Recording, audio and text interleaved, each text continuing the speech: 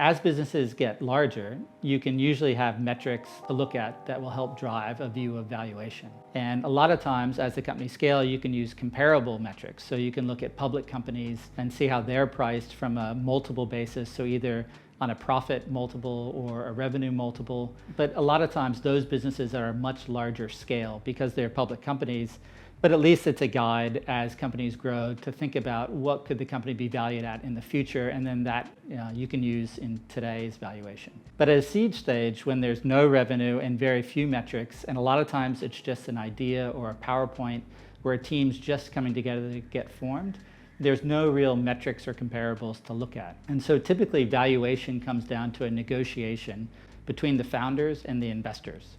And typically from a founder perspective, it's a question of how much capital do I need to raise in order to get to my first milestones? And then how much dilution am I willing to give away in order to get that capital? And then the other side of that coin from an investor's perspective is how much am I willing to invest in this idea or this team? And then what kind of ownership do I think is fair for that level of investment? And that really comes down to a negotiation.